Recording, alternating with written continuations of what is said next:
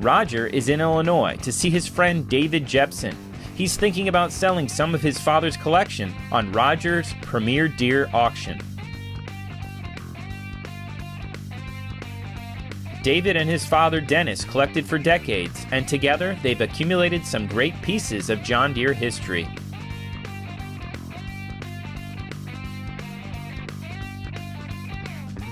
I always try to get nice ones. They always, you know, I like patina, don't get me wrong, but I like clean too. Right. Then some of these hats. Like I just looked up there. I seen all those hats. like some of these dealerships, it was like one town, Dwight, Illinois. Well, now they have probably 13 stores. Oh yeah, that Hogan, you know, it was Hogan, then Aaron's Hogan, and Hogan Walker, and then so some of these old hats. It's surprising that there's, but that was Dad for you there.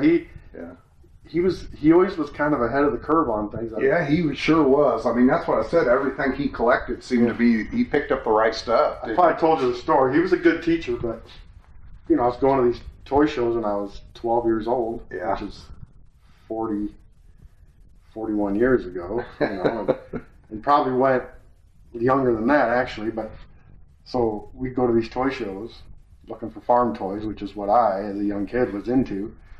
I'd be looking at toys, and I'd look over, and Dad would be looking at wrenches, oil cans, signs, and I'm like, "What are you doing?" I said, "It's a toy show. Those ain't toys." He goes, "Never mind. I know what I like, you know." So he taught me at a young age that the memorabilia and some of the non-toy items were you know, really nice. You know, they were actually used on the farm or actual dealership items, you know, and so I think that's where my desire to get into the memorabilia strengthened for sure. The toys are fun. I still love them. Oh yeah. But he taught me early on to not just stay focused on toys. Right. It's fun.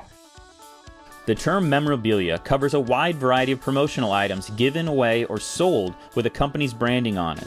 It's a practice still used today with companies like John Deere and Case IH, who also sell farm toys and apparel.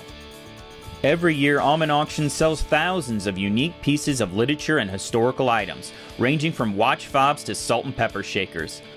Almost anything you can imagine was used to promote tractor companies and equipment dealerships. Prices on these items range from tens of dollars to thousands of dollars. Well, look at the irony here, though. See that one in the corner? Oh man, that's like a sore thumb. It is, but that was mine when I was a kid. No kidding. So that's a keeper, of course. Oh, yeah, but that's a clean. in all this sea of green, there's an orange one, which he went to Tractor Supply to get me a John Deere, but they didn't have any Deeres left, so he came back with the Alice. But we had farmed with some Alice back in the day, so yeah, it was okay. Well, it looks like he picked you up a good one anyway. Yeah, I took care of it. Yeah, there was a little crack in the hitch. I turned too tight once with the wagon on the back. I see a lot of them like that. And it's kind of funny. That's what's good. If you got to use them, that's why they're fun. That's right. I see more pedal tractors. I think you got a nice spread of those. Man, I'll tell you what, that Fisher collection. Wow. Yeah. There's a lot of pedal tractors last year we did. Yeah. We did really well, though. Man, just another banner. Nothing runs like a deer. It's got some more toys here in the case. Yeah, these are like the first runs of Precisions. We, you know, opened them up, put them in the case to enjoy them. And later on, when we ran out of showcase room, then it got to the point where we just left them in the box. Right. Now, do you have the boxes for these? Yes, have all the boxes that are in perfect condition, other than they just wouldn't have the plastic on the tires, you know. Just displayed them. Just displayed them. Yeah, well, that's what they were for. Yeah, and I think people forget that sometimes, you know. Yeah. The manufacturer might have realized that too, because when they came out with this type of box, you can leave it in. You can appreciate it, and leave it in the box if you want to leave it in the box. So. Absolutely, yeah. I didn't realize you had 1/64 scale either. You got a few of those up there too. Yeah, there's a few. That's a nice porcelain sign there. Mm-hmm. Yeah, John Deere quality farm equipment. That thing shines. It does, yeah. Remember the day I waxed that up. Shines better than the one I got at home. I got one of those at home and don't shine like that one. More toys? Yeah, quite a spread of toys. I even see an orange one or two. Oh yeah, there's always an orange one sprinkled in, yeah. Might take a day or two to sell all this or get it cataloged or get it together. A day or two, yeah. A lot of neat stuff down here too. Anything else down here you want to show me? Or it's like you got some snowmobile jackets. Yeah, there's some snowmobiles here. Yeah, there's a helmet over here, and Yeah, the Got your file. little displays. Oh yeah, some more 64. Yep.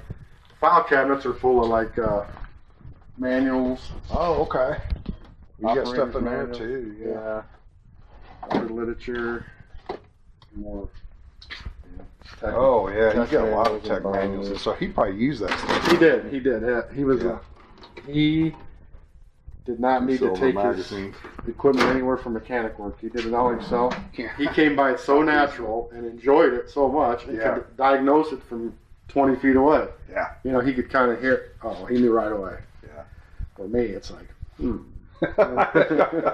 Yeah, you either have it or you don't on that thing. He taught me a lot. Yeah, I If you don't bet. have that natural instinct, it sometimes it gets intimidating. Yeah. But he definitely had the natural instinct. About all this, you know, as collectors, father-son deal. I mean, Mm-hmm. you know, you just can't put a price on something like that. That's what got Dad started in 19. My grandpa bought a brand new A John Deere in Chabans here, 1938 A.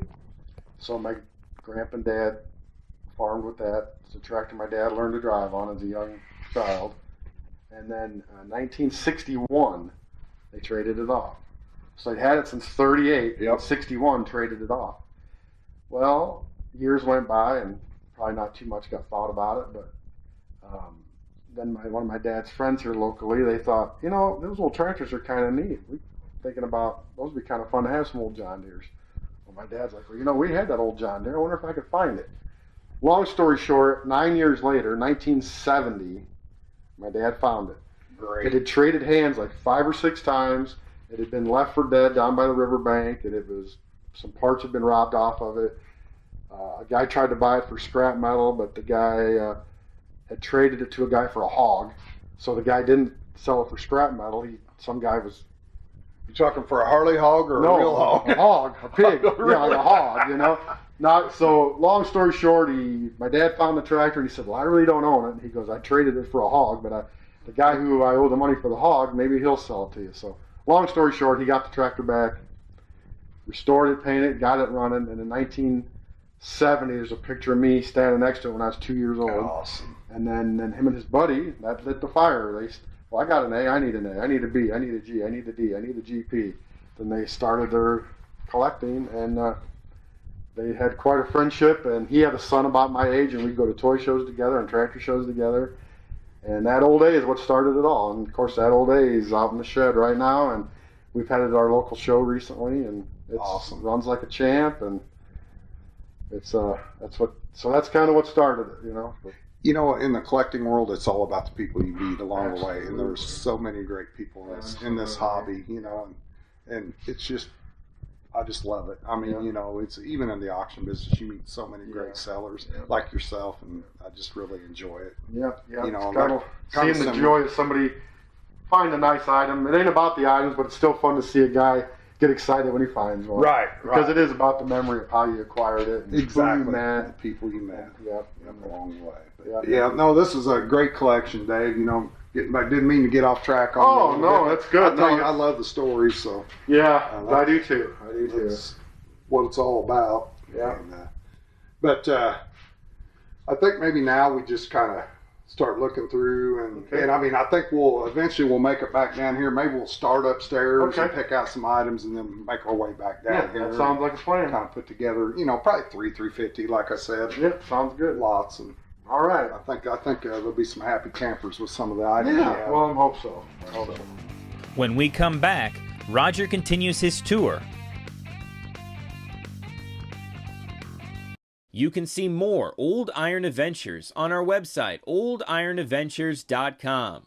Watch exclusive first look videos and stream full-length episodes. Check us out today at oldironadventures.com.